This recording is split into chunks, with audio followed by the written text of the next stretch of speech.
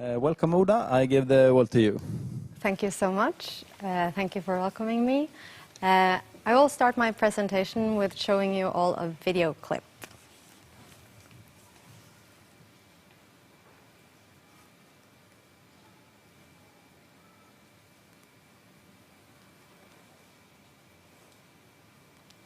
Just wait for it.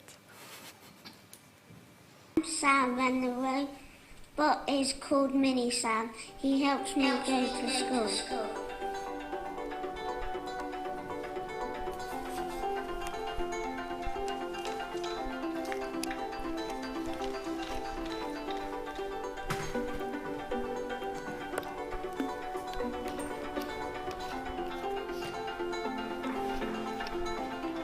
When Mini Sam's turned on, what can you see? The class. So all your friends in your class. And what normally happens when Mr. Williams turns Mini Sam on?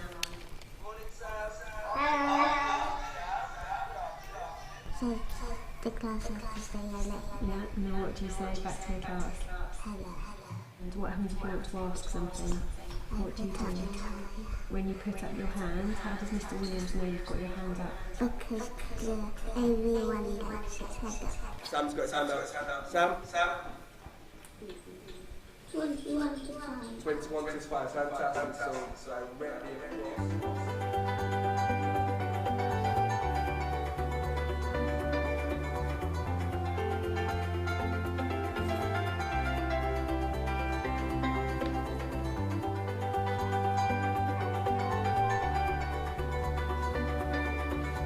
My favourite thing about Sam is that I can work with him.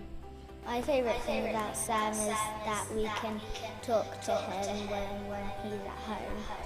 I think perhaps most importantly for him it's knowing what's going on during school without getting any germs. And just not feeling left out, feeling like he's still part of the class and that people haven't forgotten him.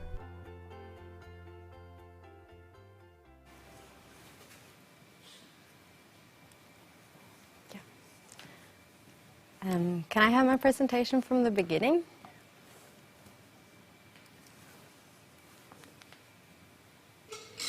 So that is not the beginning. Yeah, perfect. So I work in a Norwegian company established 4 years ago called No Isolation. And we are on a mission to reduce social isolation and loneliness through warm technology. And our first product is AV1. It's a small white telepresence robot for children with long-term illnesses. And the problem we focused all our attention on at the time when we developed AV1 was that children with long-term illness often end up losing contact with school and friends during long periods of time. And the children themselves, they told us that they wanted to be in school. Well, naturally so, that is where their friends are. And today, AV1 is being used by more than 900 children across Europe. So we've had a lot of research done on AV1. And the research demonstrates that AV1 both reduces social isolation and loneliness among the children using AV1, that the robot works well for both socializing but also for teaching purposes. And we see in the Department for Education project that Sam is part of, we see an average increase in school attendance of 30% after the children start using the robot. An average increase of 30%. However, today I'm going to be talking about our senior product, COMP. I will be talking about the development of COMP, the impact of COMP, and also the further development of COMP Pro. Late 2016, the Norwegian Cancer Society approached us, and they wanted to collaborate on developing a tool that could help reduce loneliness among seniors. And in the beginning, they pictured that we would just adapt AV1, the telepresence robot, towards seniors. But that is not how we work. We don't think that that is how you make products that the senior actually would like to use or need. So we began with researching why seniors over the age of 80 experience loneliness and social isolation. And to start at the very, very beginning, to feel lonely is to feel that there is a distance between the social contact you're currently having and the social contact you want to have. And all of us here, I'm sure we can feel lonely sometimes, but that doesn't mean that loneliness isn't important, because when loneliness becomes a chronic condition, then it has serious consequences. Loneliness is strongly correlated with depression. It's more and more evidence that loneliness increases the risk of dementia. And we know that loneliness increases the risk of heart disease. Interestingly, we saw that for people over the age of 80, the size of the network isn't of importance for their experience of loneliness. However, expectations are very central. And people over 80 don't have very high expectations to the size of their network, but they have high expectations to the quality of the relations with people close to them, like family and friends. So during our research, we saw that relations to family and friends were often highlighted as what means the most. We also saw that both the quantity and the quality of contact between seniors that start using information and communication technology and their family members increase, and especially so between grandparents and grandchildren.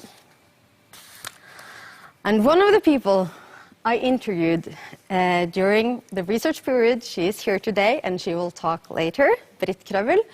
She is head at the Development Center for Nursing Homes and Home Services in the Møre and Romsdal region in Norway. But the experiences that she had from a Skype project in a Norwegian municipality, we benefited greatly from during our development of COMP. First and foremost, the results from the Skype project was very positive. The Skype conversations created joy and covered some of the need for social contact between seniors and their family members. However, very importantly, she taught us that with Skype through a regular tablet, it was the employees, the personnel at the nursing homes that has to facilitate the contact between the nursing home residents and the family members. So despite the fact that Skype wasn't meant to become a task for the personnel, it did become a task for the personnel. And it became clear to us that we wanted to make a tool that was so easy to use that even the most tech-adverse senior wouldn't need help from anyone in order to master the product.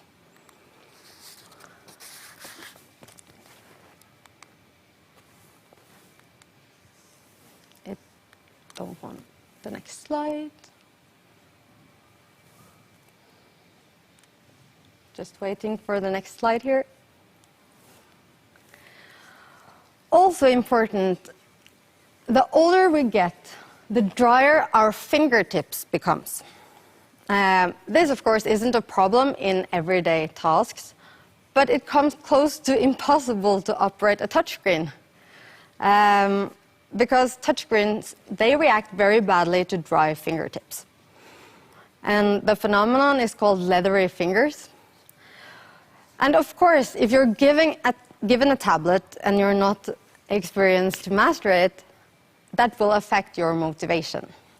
And we saw that many people over the age of 80, they don't have the motivation and they don't think that they have the necessary skills to learn new technology. So this means that despite the fact that technology can cover some of our need for social contact, very few are using existing communication solutions. Very few people over the age of 80 have a smartphone or a tablet. And of those who are online, we saw that 70% had never tried to video call. And what I'll be talking about now was some of the background that we had before we embarked on what is called a design sprint.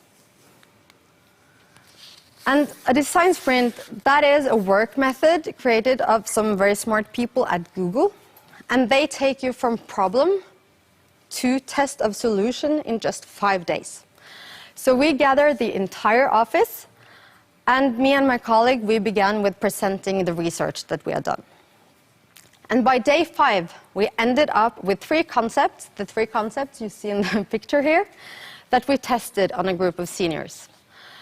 And those 3 concepts, they were just prototype with cardboard and candy boxes and scarves. And it might sound a bit strange, but it's quite incredible how valuable feedback you get from conducting a test with those kind of prototypes. We found out if the solutions were something that the seniors would like to use at all, and we also got an understanding of how they interacted with the solutions. And we realized that we had a lot of work ahead of us. That is the high-tech prototype that we tested during the summer of 2017. I think design-wise, not the most elegant piece of technology, but it was distributed to 5 seniors. And the only things those 5 seniors had in common was that they were all 80 years or over. They had no experience with technology. They thought that this would be way too difficult for them. So none of them wanted our prototype. I have no interest in it. Absolutely not. One of them said when we came to hand it out. Luckily, though, when the family started sending pictures and messages to the screen, things changed. And when we scheduled to pick the prototypes up 2 months after the handout, they refused to hand it back. Today, this is how comp looks. A bit different from the prototype, but it still only has 1 button. And that button turns the product on or off. And it has a large 17-inch screen, so it's large. But I think that I will let one of our users, our first user in the UK, Alice, tell you about how she is using comp.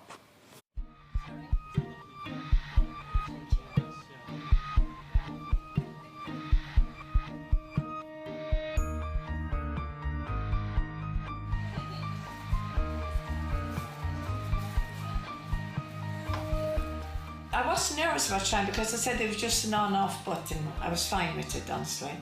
I don't mind trying things like that. I'm game for anything like that.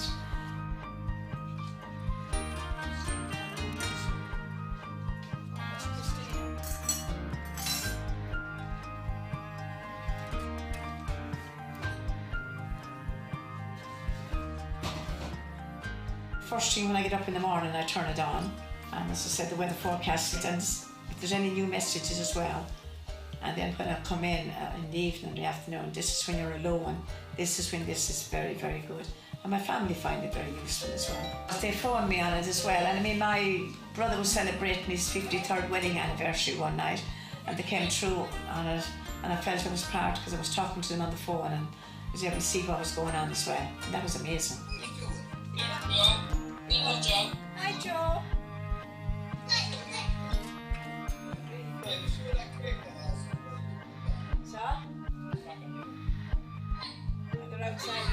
They're outside now, sorry? Yeah. Yeah, that's right, it was.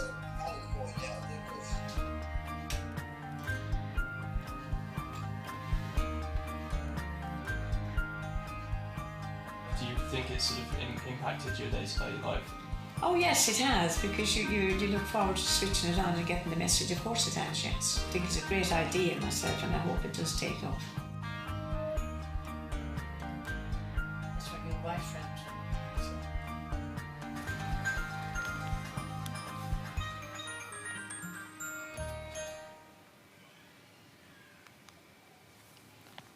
So independent researchers from Oslo Metropolitan University have already evaluated COMP. And their main findings are that the seniors and their families are very satisfied with COMP. They think that COMP is very user-friendly, and they see that the social contact between the seniors and the family increases. They also conclude that COMP improves the quality of life of the user.